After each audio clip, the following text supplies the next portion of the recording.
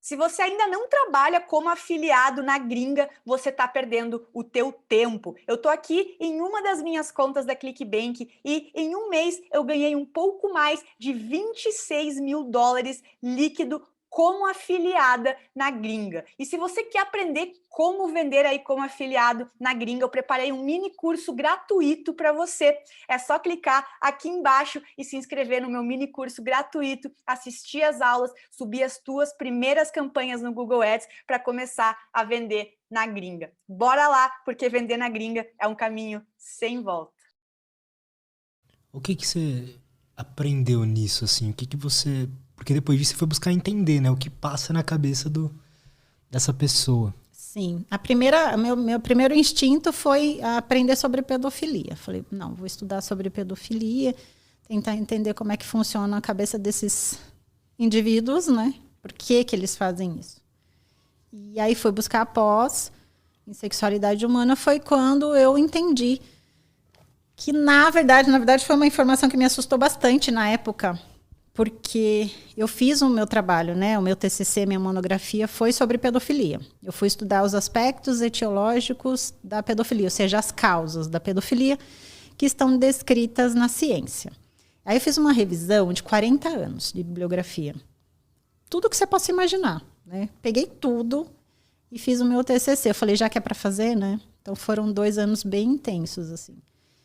E aí achei várias coisas relacionadas à pedofilia, alterações neurológicas, anatômicas, hormonais, genéticas, neuroquímicas, enfim. Tudo que existia eu fui estudar. E descobri que a minoria dos agressores sexuais são pedófilos. Uma porcentagem pequena realmente tem esse transtorno psiquiátrico chamado pedofilia. Porque pedofilia é um transtorno psiquiátrico. Onde a pessoa que possui o transtorno tem preferência sexual pelo corpo infantil. Então, a pedofilia ela é específica para o corpo infantil, não tem nada a ver com a adolescência. Começa aí também toda essa confusão que às vezes a gente faz, né? Associar a pedofilia a um indivíduo mais velho e uma menina ou um menino mais novo, mais jovem. Não é essa relação. A relação é o desejo, o impulso, o pensamento e comportamentos sexuais pelo corpo infantil. Aquele corpinho sem formas que eu estava explicando antes, né? Que ainda não passou pela puberdade.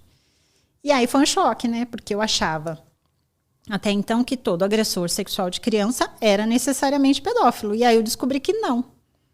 Que, na verdade, em torno de 20% só dos estupradores de crianças realmente têm o diagnóstico confirmado da pedofilia. Um transtorno mesmo. O transtorno, a doença. Né? Porque quando a gente fala em pedofilia, a gente está falando em doença mental, específica da área da sexualidade humana. É um transtorno psicossexual, que a gente chama na medicina e na ciência.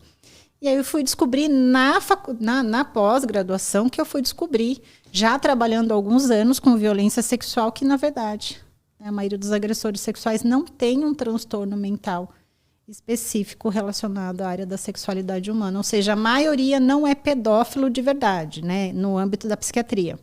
Eles são chamados assim, mas eles não têm o diagnóstico confirmado da doença. Confuso, né? Confuso. Porque qual que é a diferença, então, de um... Assim, ela não tem o diagnóstico, mas na prática, qual que é a diferença do... A principal diferença é o que centraliza a sexualidade daquela pessoa.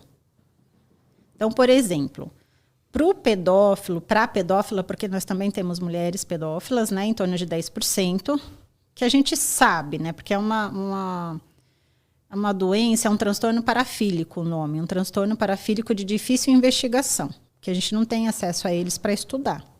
Então, a maioria dos estudos são feitos com pessoas encarceradas. Então, tem um viés muito grande das informações que a gente recebe. Né? Eu costumo brincar, como é que a gente vai estudar pedófilo e pedófila? A gente vai pôr um post no Instagram e vai falar assim, olha, convoco todos os pedófilos e pedófilas da região a comparecerem na sala tal, no dia tal, na faculdade tal. Não vai. Não tem como a gente estudar. Então, a maioria dos estudos trazem essas informações de pessoas que estão presas já por terem cometido um crime de estupro contra crianças. Então, as informações não são tão boas, né? Então, A principal diferença do pedófilo e do abusador sexual de criança é o âmbito da sexualidade.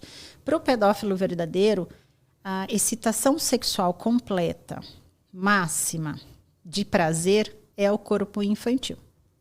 Então, ele sonha com isso. Ele acorda pensando nisso, ele passa o dia pensando nisso, ele dorme pensando nisso. Então, o que centraliza a vida sexual dele é o corpo infantil. Ele pode até ter relações satisfatórias com pessoas, né, adultas, da mesma faixa etária. Mas o que realmente satisfaz ele plenamente sexualmente é o corpo infantil. Então, dentro da mente dele, é o que rege.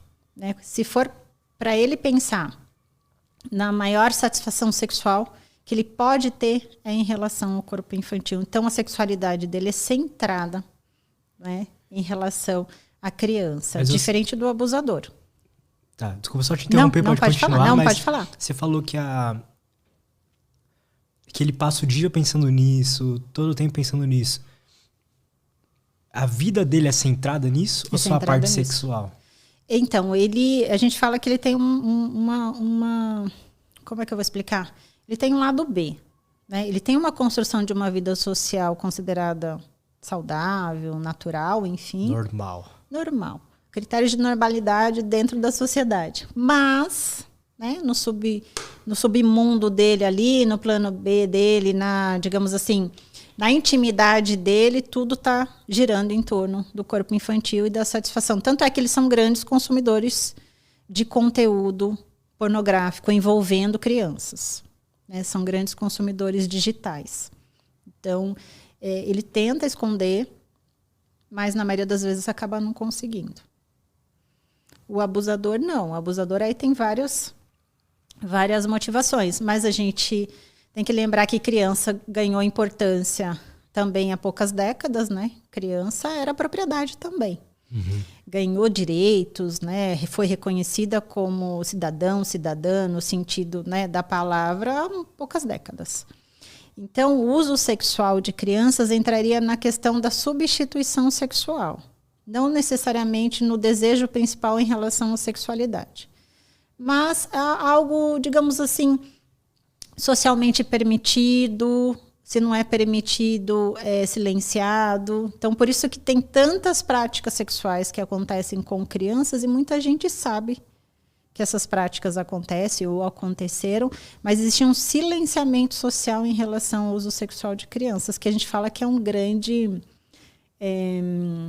tabu, não é tabu que é a palavra correta, é um grande mistério social que é o consumo sexual de crianças. Porque se a gente for raciocinar em relação à pedofilia, não é compatível o número de abusos que a gente tem todos os dias no nosso país.